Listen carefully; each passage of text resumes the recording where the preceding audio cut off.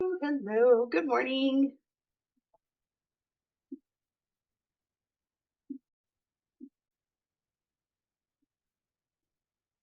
Let's get started. Thank you all so much for being here. We're talking about pricing and actually more specifically undercharging. Show of hands. No, I won't do that. But I'll make an unofficial hand-free poll. How many of you have, if you're not currently undercharging, have thought in the past when you first started, you were probably undercharging, right? Yeah, feel free to stick up your hands. I know I did. And that's a really key thing because a lot of us do, especially when we're starting, we think, hey, I'm new. Who am I to start charging these kind of prices and all that good stuff? And I totally get that. That's just a really natural thing that happens. But when we talk about pricing like this, and by the way, this is the number two most common thing that people talk to me about, prospects and clients. Number one being their ideal client, of course, but number two is pricing. It's a huge stumbling block, roadblock, whatever you want to call it for most people. And really what it is, it's positioning and clarity. And that's where it stems from. So I'm going to just jump into a quick little story. This is my favorite example, Walmart versus Chanel. And the question that I ask is, are you Walmart or are you Chanel? And neither is right or wrong. They're both incredibly profitable. They both serve their audience, but they're not the same.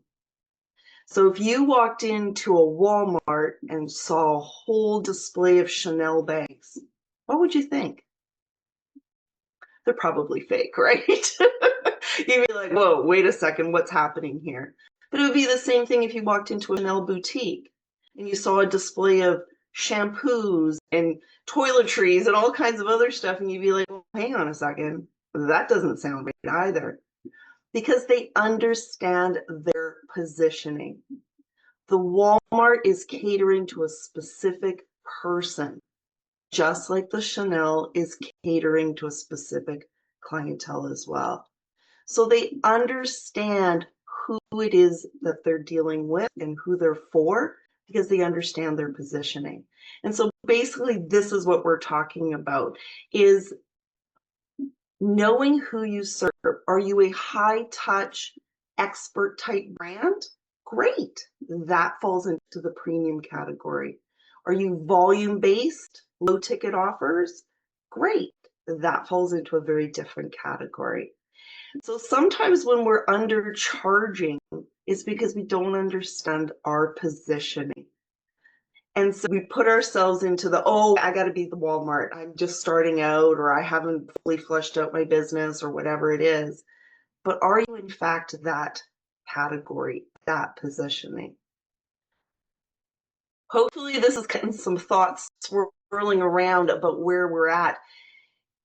Before we go any further, though, when I talk about undercharging or just pricing in general with clients, I always want to really be clear. I do not advocate for you jacking up prices or ripping people off. That couldn't be the furthest thing from what I'm talking about, because that's not right either. What I'm talking about is understanding your value for the positioning that you want to be in and how that affects your clientele. So it is a lot of clarity, and I know pricing is just one of the pieces of the big puzzle, but it's a really important one because I think that's the one that we're really struggling with the most. Just to give you a little bit of an idea for those of you who haven't been to one of these coffee chats before, this is my first solo one. Usually there's somebody in another screen beside me and we just talk. It is literally a coffee chat where we're just discussing and bringing questions and just opening it up to the floor. So this one's already a little bit different, but I do want this to be interactive, and please ask whatever you feel comfortable with. If you don't feel comfortable sharing with everybody, that's totally cool. You can absolutely DM me afterwards, no problem at all. I'll definitely see what we can talk about afterwards. But if you do feel comfortable sharing, please jump in. So I'm going to pause there. I am going to open it up. Just unmute yourself. Hopefully we don't all start talking at the same time, but just unmute yourself, jump in whenever you want, stick your hand, whatever you want to do. Do you think that some of the challenges that you have with pricing stems from the positioning, especially when we're new, right? Are we in fact positioning ourselves where we want to be? Does anybody want to jump in on that one? And I can't see everybody, so just start talking. Anna, Judy. I have a comment on that. Yeah. Interesting because for my work, I don't think it's so much of a positioning issue so much as the work I do, which is primarily brand and business strategy, but ultimately brand strategy. So sometimes can translate into marketing depending on how you want to think of it. Yeah. It's seen as a nice to have versus a must have, especially during recession times. Okay. And so for me, I know that the positioning is actually working pretty well. The issue becomes more of, yes, when, when the economic situation's more stable or whatever it is. And I'm curious what you would say or adjust in those particular cases to show you're actually the pain pill, not the multivitamin. Ooh, I like that. That's a good analogy. And that's a really good question because I think that's something quite a few people have been struggling with as well, right? Especially when times are tight, right? What are you going to invest in? Are you going to invest in a coach? Or are you going to invest in your mortgage or whatever it is, or your kids' activities or what have you? And I guess that's where it becomes a little more challenging, but that's where positioning becomes even more critical because there will always be the person who needs your service and is willing to pay for that. It's finding them and making sure that you're speaking directly to what their problem is. So I think that obviously that's an even bigger discussion, and I know that's just like a little scratch on the surface, but I think it would also be a good time to really examine what your offers are and to see if that is really addressing their particular pain points. Big fan of polls and big fan of surveys. Honestly, if you can go back to some of the clients, even some of the prospects that maybe didn't become clients, if they'd be willing to give you some insights, that would be really helpful because price can be a factor when the pain is hard enough, right? You're still going to do it. So it's making sure that we're touching on that truly painful part. But great question. Thanks, Judy. Anybody else? Anybody else got another question before we jump in? Good to see you, Laura. Thanks for coming. We're just talking about positioning too, is making sure that we understand who the market is that we want to serve and are we putting ourselves in that right spot to serve them. The biggest myth that's out there, I really hope this is opening up a whole can of worms, is start low, raise your prices later. All right, come on. How many people have done that? Who hasn't? I'm sure there's been gurus that have told you that. Start low. You don't have the experience. You don't know what you're doing. Start low, get your feet wet, get in there, get going, just start doing it. But what is the problem with that? You are training your clientele that this is my positioning. This is what I'm worth. This is where I'm at. Doesn't matter. And it feels safe. And that's probably one of the biggest things. It feels safe. I love your comment there in the chat, Lisa. I see that with your clients. They come from a place of fear. No one's going to buy this full ticket offer. That's probably what I'm sure we've all heard that one. We've probably even said that one ourselves, right? And I get that. But what is that actually doing? It's training your clientele. I don't know if you are all familiar, you must know Michael's, the craft store. I know you guys got them like all over the place. When they first came here to Canada, oh my God, the world went nuts, right? We just were like, oh, this is amazing. So they did this interesting thing where they put out a flyer every week, and there was like two little coupons on the front page of the flyer, and one was 50% off something at full price. And people thought that was amazing. And so what they did is they waited till the next week, till the flyer came out again, and got the coupon again. And then Michael's got smart and they went, oh, wait a minute. We don't want people buying with the coupon. We want them buying at full price. We'll just do it once a month. Well, guess what? People waited once a month to get the damn coupon so that they could buy the thing at 50% off. All that did was train their clientele, their customer base, to wait for the dang coupon. So again, all you're doing is training your people, right?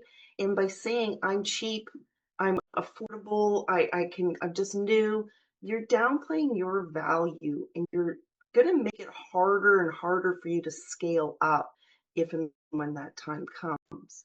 How do you go from charging 50 bucks an hour, for example, and I know that's another conversation, but how do you go from charging 50 bucks an hour to, you know what, I've gained some experience now, I'm worth $250 an hour?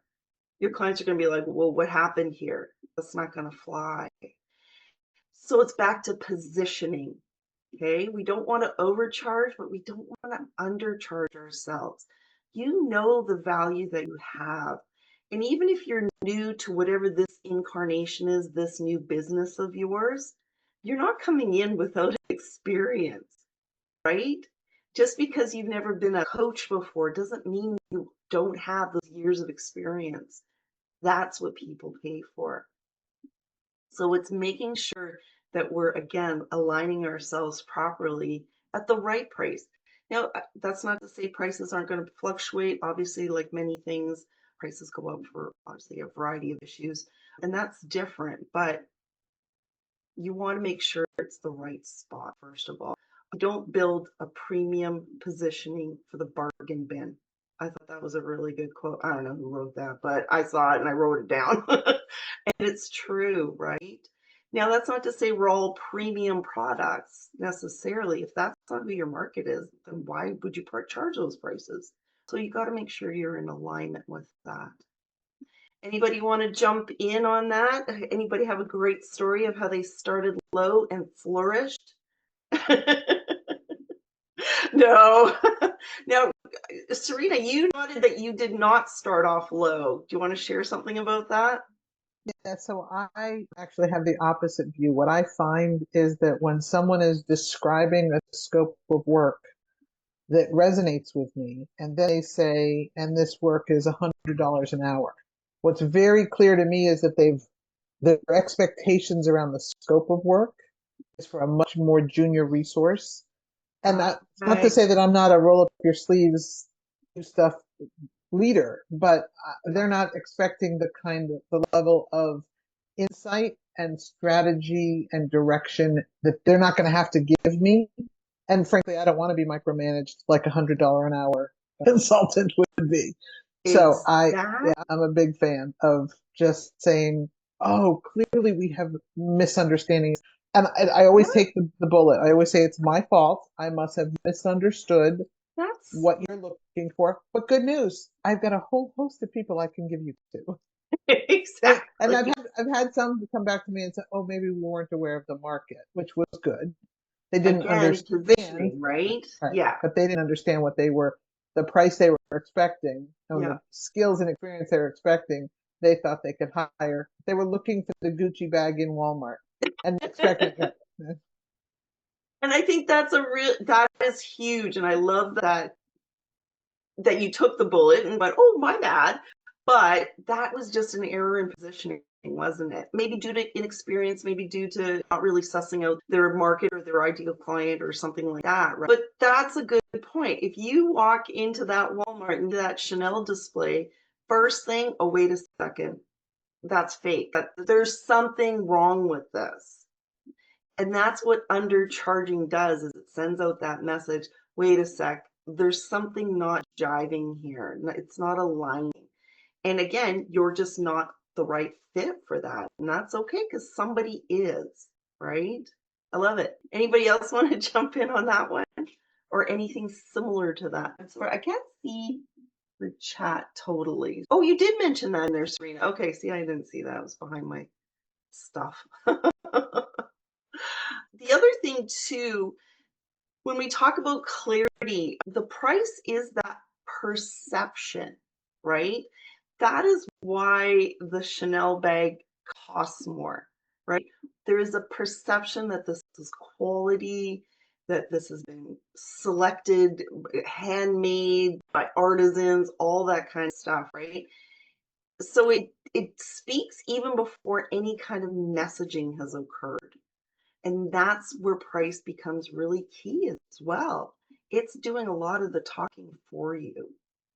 Another example that I had, there was a Lamborghini for sale in the Facebook marketplace. It's my dream car. I've always wanted one and probably never will have one, but that's okay. I don't know how practical they are. And it was on sale. It was like slashed. So I showed it to my son and I said, "Hey, check this out. Do you think I should get this? And can't you see me driving around in it?" He's like, "Mom, there's something wrong with it." And I went, "Why? How do you know?" He goes, "Look at the price. There's no way."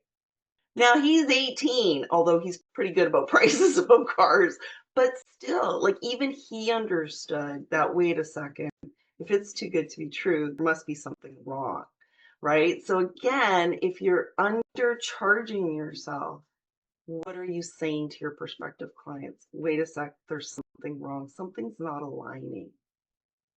Does that make sense? Please, honestly, jump in. I can't be the only one talking. Feel free if there's anything you want to talk about. I would say that most pricing issues at that point are clarity issues in disguise. That is my own quote. I made that one up. Because it speaks to you not being clear on who your ideal client is, how you serve them, and what it is that you do for them. Right? That messaging is unclear and it translates really into the pricing that we charge. One of the biggest things that people, clients, prospects, and stuff ask me about is how relevant should I be in the marketplace? So how should I compare to others? And that can be a bit of a challenge. I always want you to check out who your competitors are so you can understand what that is. But scope is very different. As Serena, you alluded to earlier, scope can be very different.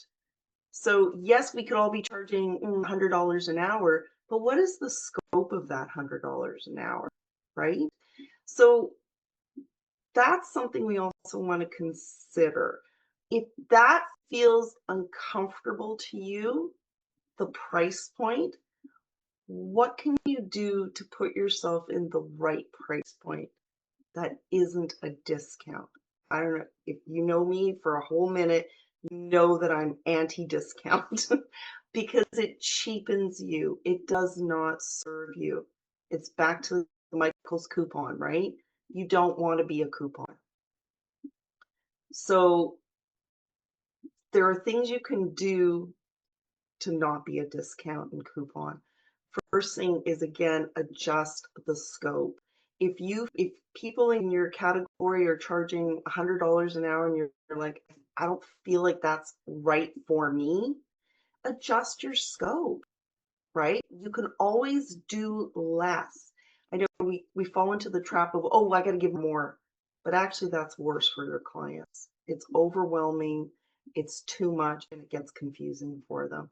So pull back on that scope a little bit if that feels more comfortable for you. The other thing you can do is add a bonus. Now, that is something that I'm a huge fan of, as opposed to, it's the opposite of the discount, right? Is to add a bonus. Now, if everybody's doing the exact same thing in your category and you're all charging the same price, now we all start beating up on that price because, so what's going to separate you is by adding a bonus. What is something that I can offer my clients that the others aren't? And that's again bringing value to yourself that has nothing to do with adjusting your pricing. Big fan of that. There's always something you can add. Now, and always remember, it has to be of value. It can't be some random checklist that they could have Google searched or something like that. You want it to be something additional of value. I know that sometimes people like to, oh, in a bonus 30-minute one-on-one with me or something like that. If that feels good to you, that's certainly a consideration. Again, time, there's a lot of factors in there. So we might want to consider that as well. The next problem that a lot of people, or the next comment a lot of folks will say, but if I raise my prices, I will lose clients. Haven't we all thought that one? And I say that's awesome because those weren't your people. I know you've heard people say that before. I have a really lovely client that I'm working with. We just started week 4 this week on Monday. And she had a client that sucked the energy out of her like I've never heard of before. She was basically an assistant, which that's not what she does. And they started working in January. They were supposed to be done in 3 weeks. It is now the second week of June, and they are about halfway done. And because the scope keeps changing, she's literally treating her like an assistant. So we decided to price her as an assistant and see what happened. And the client left because she realized I was getting too good of a deal. I can't afford somebody like that. And it wasn't a bad thing. My client actually messaged me. She's like, I'm doing the happy dance right now because the client actually laughed. And I'm like, yeah, this is amazing. I know we're rejoicing at clients leaving, but that just told me so much about how far my clients come along. She's a very sensitive person, a real people pleaser. And the fact that she actually agreed to raise her prices, and it wasn't to rip somebody off, it was really to position herself at that price for what she was doing. And for her to agree to lose a client and be okay with it, I thought that was a huge breakthrough. So don't be afraid to lose people because those are probably not the ones that were aligned with you anyways. Everybody's thoughts, comments, questions. We're quiet here today. Anybody want to jump in on any of this? We've got some time left. Anybody? Come on. Laura, you must have a comment. I'm totally pulling you out here. I always do. I'm just going through renovations, so you might hear the drill. So Oh, it's okay. We're all noisy here too. No, but you're so right because I'm trying something new. I'm working with some, the girl that I'm working with, Yeah. Shannon, who's in our group, and she's fantastic. And what we're doing is, I'm a headhunter. Sorry, I hope you don't hear that drill too loud. No, Okay, we're good. good. Oh, good. I'm a headhunter and I'm currently writing, after 17 years in business, I'm writing a book for job seekers right now because I really want to help the job seekers write a darn good resume because I see it every day how my clients and employers sadly still discriminate, judge. We're a very judgy breed. We're human beings, right? So I really want to, in my small way, put an end. I won't put an end to it, but help that out. Anyway, so I'm writing a book to help candidates really write the best resume ever that just shows their qualifications and all that good stuff. And Sharon and I are trying to give workshops, workshops on resume writing. Yeah. So I'm playing around with the price. So there's a certain price where people will buy and some will say, oh my God, you're so expensive, I can't afford it. Exactly. Then I tell Sharon, okay, decrease it. And she forbids me to decrease it. She says, no, I know what you offer and you're worth even more than that price. Yeah. And she says, no, I'm not doing it. Sorry. So we're losing out. Her. I'm glad she said that. Okay, now is that and we're going to do a 15-minute free Q&A. So if people come to Q&A, then there you go. If you want more, here you go. Exactly. Anyway. There you go. Now that's a really good example. Would you walk into a Chanel store and say, you know what, I love your stuff, but it's just out of my price point. No. Can you just give it to me for less? You can't do that. No, but I could see though, you wouldn't walk into Chanel if you didn't have a job. The difference is that, Laura, you're trying to sell to people that don't have income coming in. So I could see, I actually don't think it's part of our group, but I actually have a friend who does headshots. My fabulous headshot, which I shut off my video just because I love it. I have a headshot so much. It's gorgeous, yeah. Thank you. And so when some of the big cuts happened earlier in this year, she went very public and said, if you are looking for a job and you can get yourself to my studio, I will do your headshot for free. Caveat being, when you land a job, you'll pay me. Oh, and I love that. I mean, it was she wasn't a charity case. She was saying, you don't have it now. But she doesn't do headshots for less than $1,000. And she does this kind of quality. So she's worth every penny and she's some. Premium. Yeah. But she figured out how to do what you're saying, get blood from stone. But my God, God, a lot of jobs aren't going into Chanel. How does she track though? Like, how do you keep invoicing people later on? Like, I don't know. I don't know how she's doing it. I don't know how many people took her up on it. but I will say she got a ton of of engagement and people willing to Oh, share yeah. and amplify what Yeah. she was willing to do That's for true. people just because she was being, you saw the couple of the posts where somebody lost his job and he's like a single dad and everybody posted, get this guy a job, like those Yeah. kinds of things. Yeah. She got a lot of that amplification. And I don't think she was really truly authentically generous in what she was doing. She wasn't Absolutely. I looking love for the that. amplification, Yeah. but it allowed her to balance those same things. Right? Underpricing, I'm just recognizing you can't afford me and you need Exactly. me. So I'll Yeah. do that. I love And that. she didn't change her positioning either, Right. right? She Nope. didn't Nope. suddenly become, I'm a discount headshot person. Or Not like, at all. she didn't change her positioning at all. That was some truly generous action on her part, I do have to which got follow up her and good, find good, out what good press. how many she gave away. Yeah. The nice part is most people announce on LinkedIn that they got a job, so it's not like they can hide. Exactly. I love that story. That's awesome. Yeah. Thanks for sharing too, Laura. Anybody else? Kathy, what about you? Come on. What are your thoughts? So I did like this whole entrepreneur thing is new to me because I came from teaching. Mhm. And so when we first started pricing things, that was let's start low and go high. And now I knew that we're not supposed to do that because I've listened to you. But I think that is always my hesitation in pricing is what if someone doesn't buy? So we're launching on Monday our digital prep academy. So it's for Yes. kids are going to be able to go through this academy and it's based on these 4 pillars but obviously parents are the ones who have to buy it. And so we're not pricing for kids, but we were thinking, okay, so we're going to charge this much for it. But I'm looking at everything that we have, and instinctively, I know it's worth more, but we've never sold this. So part of me says, okay, is, $495 too much for parents to raise kids that are not digitally dependent? I don't think so. However, and then we're saying, okay, later on, we'll raise the price. I don't know. Part of me is, do we start higher because I know how much it's worth? I don't know the answer to that. Okay. That's a great question, by the way. Did you build something that people wanted? Say it again. Is what you built something that your ideal client wanted? Yes. Is it solving a major pain point for them?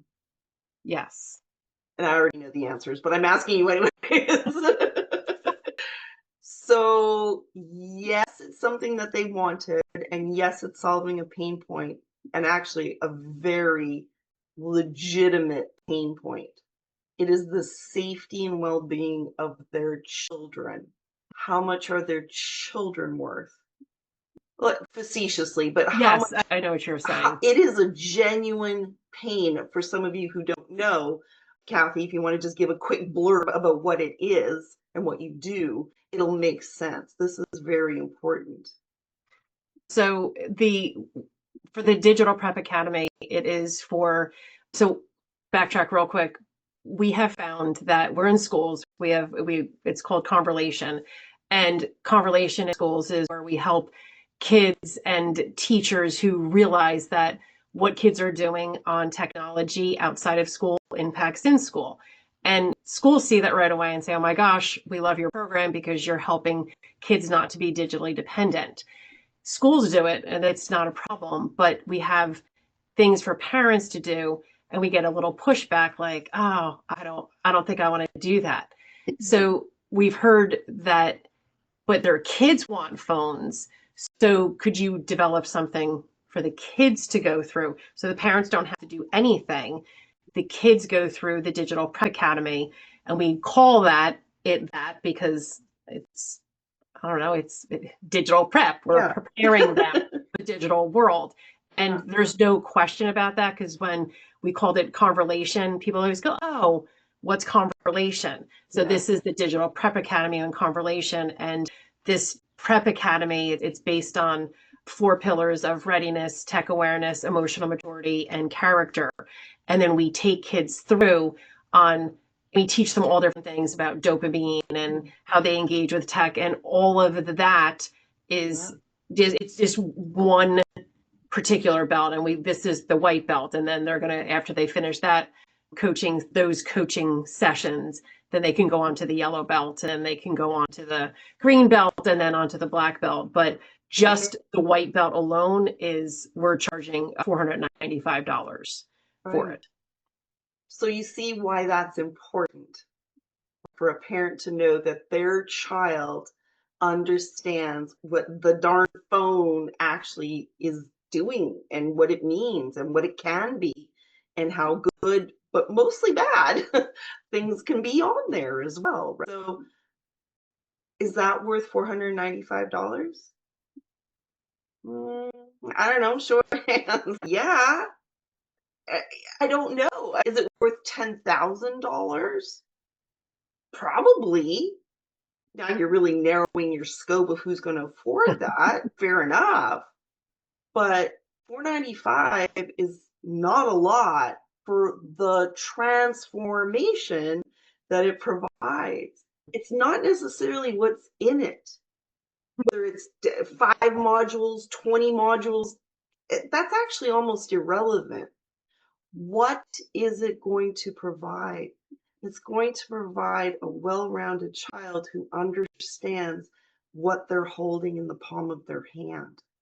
And the parent that goes, I feel a whole heck of a lot better knowing that my kid understands that. It didn't come from me, because what do mom and dad know? You don't know nothing. It came from you, a reliable, trustworthy source. Think of it in those terms. Does that make sense? Yes, it does. And I'm like, now do we have to change the price? Because we haven't launched it. We're launching it on Monday. I know it's coming. I've been watching I know. Oh, this seriously. I was talking to my business partner. I said, I gotta go see what Anna's gonna say about this. So here's the question. We're obviously not good at, sorry, Serena, go ahead. I was just going to say, maybe you make it that it's beta, or that it's what Anna was saying before. It's not a discount, but it's a first adopters, early adopters. Yeah. Okay. Exactly. I'm writing it down. I'm listening. I'm just writing this down. And further to that, get the feedback, right? Is that what you're going to say, Lisa? I was going to say exactly that. Like you're the first launch, right? We all go through a first launch of something, whatever it might be, and we learn. And you're in that scary spot now, especially because it's so soon. And then it's like you're starting to question everything, and go back to like what makes you feel good. So on Monday, when it's out there, you're like, I'm so freaking proud. We've worked so hard, and this is going out into everybody's hands. Like, what number is that for you? Because right now, if you're questioning like $495, like you're like, I know it's worth so much more. That might not feel comfortable and make you like, I'm so freaking proud we're putting this out there. Maybe it's $695 or it's $895, whatever that number is. But you can also have that number and have that little slash through it for a limited time only.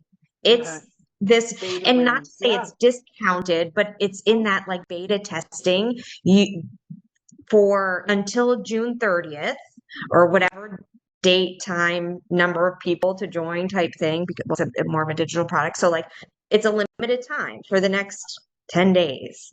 And then you see 10 people, or if you something like that, you could always do that. Goals that you've set for, we're expecting this many people, buyers in this period of time, see where you're at. And maybe that will give you that data to either make you feel comfortable with, yes, great, we went $695 and we're hitting those sales that we were anticipated, or we're not. So, okay, maybe we do need to adjust. Okay. Awesome. I love that. I would definitely include some feedback requirement from these early adopters, from your beta people. It can be a single Google Sheet form, Google form, not sheet form, that just include in there one of the questions. How did you feel about this price point? That's just an easy question to ask. Super easy. And you can do multiple choice awesome, too much, not enough, whatever. Okay. And get that feedback. Feedback is worth something. It's actually worth a lot, right? So if you can get that kind of feedback on this beta round, that's going to help fuel the next round. And maybe it's not even the next price, but again, the clarity in the messaging and the clarity in your positioning for that next round. Okay. Thank Ooh, you. I love that we got to do this live with you. Thank you. Thank you. Seriously, everyone, thank you so much, because this has A been, group coaching session. I know, I'm like, oh no. I don't know, Lisa, when you said, what feels good. Yeah. I think right now, $4.95 feels good to start, but I like the idea of having a slash through it and saying once this is going to last till, and we can put a date on it. I did not think of doing something like that, because that creates that urgency, but also we can get people in first. And then, Anna, I didn't even think about that either, of having a feedback Yeah. and asking people directly. Yeah. Oh, look at that. I think I think that's huge right there. Those are some two key pieces to that. And now, does it feel better? Because you look a little less stressed than you did start this example. No, I do. That it does feel better, because Okay. now I feel that I have more of a, okay, this is what we can do moving forward. Yeah. Because we have both said, my business partner and I have both said, we feel that it's worth more, but it's the first round, it's the beta round, but this gives me more clarity of what we can do. And then because I know that it's worth more, but it's like that little scared part of me is saying, but what if no one buys it? I'm thinking, no, I know people are going to buy it. For sure. And don't forget, in that feedback that you get, ask really specific questions, right? Okay. What did this do for you? What did this do for your child? How did your child feel beforehand? How did they feel afterwards? Because that is going to be content that you can use in your messaging going forward. Mm-hmm. Those are going to be testimonials. Those are going to be snippets, whatever it is. If they went, oh my gosh, my child was here, and then they transformed to here, a job done. Like that was what your goal was, right? So ask really specific questions.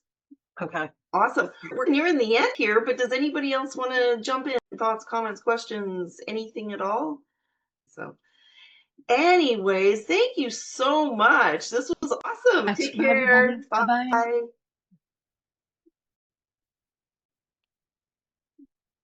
That was awesome.